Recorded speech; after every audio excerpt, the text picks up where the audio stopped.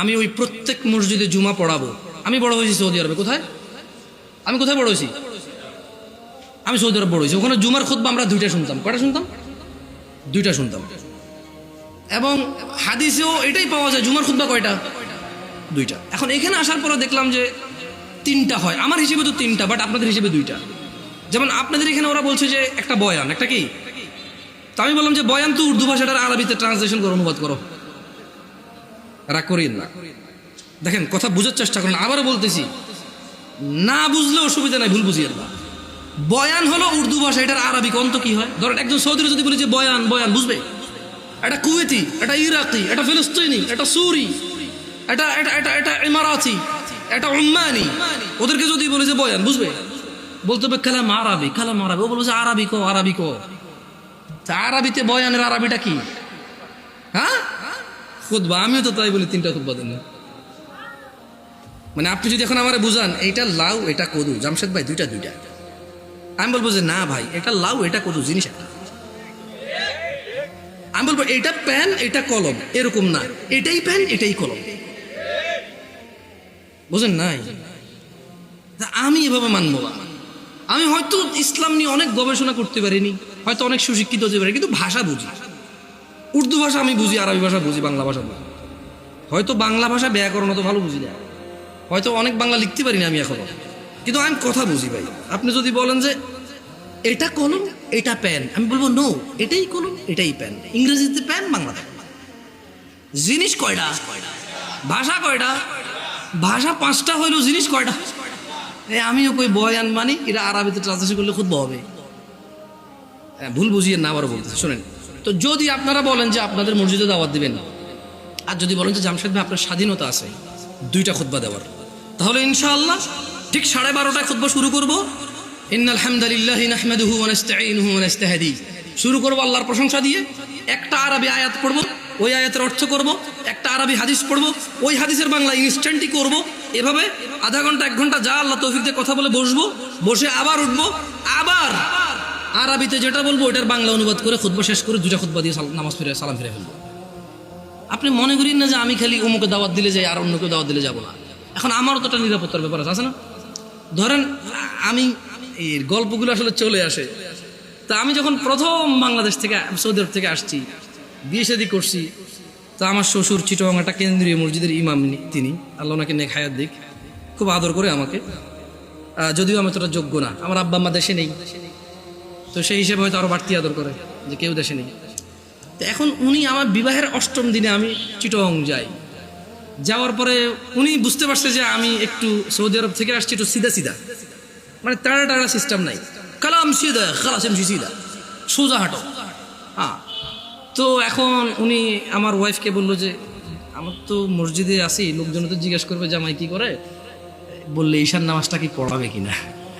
মানে এখন ধরেন আমি তখন সৌদি আরব থেকে আসছি, সালাম ফেরানোর পর আমি ইস্তেগফার করতাম, জিকির আসকার করি, ও মুনাজাত যেটা সবাই মিলে দিয়ে দিই, ইনস্ট্যান্ট শেষ করে সুন্নতে চলে যায়। তো ওখানে অনেকগুলো জিকির আসকার আছে, ওগুলো আমি কন্টিনিউ করি। কেমন মাশাআল্লাহ ভাই, মাথা নাড়তেছে ভাই, বুঝতেছে ভাই, অনেকগুলো জিকির আসকার আছে। তো উনি এটা ব্যাপারটা বুঝতে পারছে। তো বুঝতে পারে আমাকে বললো যে এখন ওখানে তো মুনাজাত না দিলে ঝামেলা হবে। আবার ও যাচ্ছে, ঠিক আছে যদি ও নামাজ পড়ায় মুনাজাত আমি দিয়ে দিব, অসুবিধা নেই। তা আমি বললাম যে ঠিক আছে, অসুবিধা নেই, নামাজ পড়াতে অসুবিধা কোথায়, সবাই মুসলিম আলহামদুলিল্লাহ। কেউ কি কাউকে ফতোয়া দিতে পারবো এই কাফের মুশরিক? পারবে কেউ? তবে হ্যাঁ এটা বলতে পারবো যে আল্লাহর সাথে অংশীদারিত্ব করে সেই মুশরিক। যে ইসলামে আল্লাহ নবী সাল্লাল্লাহু আলাইহি সাল্লাম কিছু বলে নাই, সে এটাকে দিন মনে করে, সওয়াবের কাজ মনে করে করে, সে বিদআত।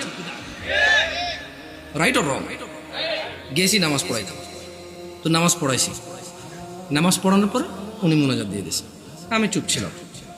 তো আমার কথা হচ্ছে আপনারা মনে করেন না যে, দেখেন আমি গত বছর মাহফিল করেছি, আমাকে কওমি ভাইরা দাওয়াত দিয়েছে আলহামদুলিল্লাহ। আমি ওনারা সবাই দাওয়াত দিয়েছে দিন প্রচারের জন্য। কি প্রচারের জন্য? আমি ওখানে গেছি, কোরআন ও সুন্নাহর ভিতরে থেকে কথা বলছি। আমি দেখলাম যে আমাকে কেউ কিছু বলেনি আলহামদুলিল্লাহ। কি থেকে কথা বলছি? কোরআন ও সুন্নাহ থেকে কথা বলছি। আমি কারোর নাম ধরে ধরে দোষ দেই নাই, আমি কারো বাপ মা তুলে কথা বলি নাই, আমি নেতা নেত্রী তুলে কথা বলি নাই। আমি কথা বলছি যে আল্লাহ বলেছে এটা। যেমন আমি যদি এখন বলি আল্লাহর সাথে শিরিক করিও না, ওয়াইয ক্বালা লুকমানু লিবনিহি ওয়া হুয়া ইয়াইযুহু ইয়া বুনাইয়া লা তুশরিক বিল্লাহ ইন্নাশ শিরকা লাযুলমুন আযীম। আর স্মরণ করুন, লুকমান উপদেশ দিতে গিয়ে তার ছেলেকে বলেছে, হে আমার বৎস, তুমি আল্লাহর সাথে শিরিক করিও না। নিশ্চয়ই আল্লাহর সাথে শিরিক করা সবচাইতে জঘন্যতম অপরাধ। ইন্নাল্লাহা লা ইয়াগফিরু আন ইউশরিকা বিহি ওয়া ইয়াগফিরু মা দুনা যালিকা লিমান ইয়াশা ওয়া মান ইউশরিক বিল্লাহ ফাকাদ ইফতারা ইসমান আযীমা। নিশ্চয়ই আল্লাহ ক্ষমা করে না শিরিক ছাড়া, নিশ্চয় আল্লাহ শিরিককে ক্ষমা করে না। এছাড়া মানুষের এ টু জেড যত গুনাহ আছে সব গুনাহ ক্ষমা করে দেয়। ওয়ামান ইউশরিক বিল্লাহ, যেই ব্যক্তি আল্লাহর সাথে শিরিক করলো, ফাকাদ ইফতারা ইসমান আযীমা, সে এই পৃথিবীর জঘন্যতম মহাপাপ রটনা করলো। আমি যদি বলি আনাস ইবনে মালিক রাদিয়াল্লাহু আনহু عن النبي صلى الله عليه وسلم قال يقول الله تعالى لأهون أهل النار عذابا يوم القيامة। আমি যদি এখন বলি যে আল্লাহ তাআলা বলেছে তিনি শিরিকের গুনাহ ছাড়া সব গুনাহ ক্ষমা করে দেবে, শুধু শিরিকের গুনাহ ক্ষমা করবে না, যে ব্যক্তি শিরিক করবে সে পৃথিবীর সবচেয়ে বড় পাপ রটনা করলো, এতে কওমি দেওবন্দি সুন্নি কারো অসুবিধা আছে? আমি আমার মাহফিল এভাবে করেছি, আমি এটাও ডিক্লারেশন করেছি, আমি গোপনও করিনি।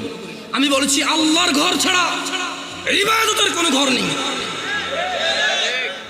আমি কারোর নাম ধরিনি, আমি ধরতেও চাই না। তোমরা যারা অপছন্দ করো করো, তোমাদের ব্যাপার, তোমাদের পছন্দের যায় আসে না। 70 বছর 60 বছর, আরে আজকে এখনো 30 বছর হয় নাই, 30 বছর হবে কিনা এটাই তো জানি না, বয়স কত পর্যন্ত যাবে। তোমার ঘৃণায় কি আসে আর তোমার ভালোবাসায় কি আসে? আল হুব্বু লিল্লাহ ওয়াল বুগদু লিল্লাহ। ভালোবাসা আল্লাহর জন্য, ঘৃণা কার জন্য? আল্লাহর জন্য। এই দেশের মাটিতে আমি অতদিন মাহফিল করব যতদিন আমি সবার কাছে গিয়ে মাহফিল করতে পারি। আমি গত বছর মাহফিল করেছি, সব মাহফিল আমার আগে পীরজাদারা করেছে। মানে আমার আগে যিনি বক্তা ছিল তিনি পীরজাদা, কোনো পীরের সন্তান, উনি মাহফিল করেছে, এরপর আমি উঠেছি, আমি আমার মাহফিল করেছি। আলহামদুলিল্লাহ। যখন বলেছে মুনাজাত দেন, আমি দোয়া করে দিয়েছি, এরপরে বলেছি মুনাজাত দেন, ওনারা বুঝতে পারেনি যে আমি দোয়া করেছি। তো আমি বলেছি যে মুরব্বী একজন কাউকে দিয়ে আপনারা দেখেন, আমি আসলে আমি সিম্পল কথা বলে দেখেন, দোয়া কি? দোয়া মানে মানুষ তার নিজের চাহিদা, সুবিধা অসুবিধা কার কাছে বলবে? এবং আল্লাহর কাছে সুবিধা বেশি পাওয়ার জন্য বলবে, যে অসুবিধাগুলো রয়েছে সেগুলো থেকে পরিত্রাণের জন্য আল্লাহকে বলবে। এটাই দোয়া। বুঝতে পেরেছি? এটাই দোয়া। তো আমি দোয়া করি সব জায়গায়। হয়তো বাংলাদেশের প্রচলিত অনেক সিস্টেম নিয়ম আমি জানি না, আর যদি আমাকে এগুলো আপনি বুঝাইতে হয় কোরআন সুন্নাহ দিয়ে বুঝাই দিলে আমি করবো ইনশাআল্লাহ। মানে 100 লোকে বলেছে, 1000 কোটি বছর আগ থেকে চলে আসছে, আই ডোন্ট কেয়ার।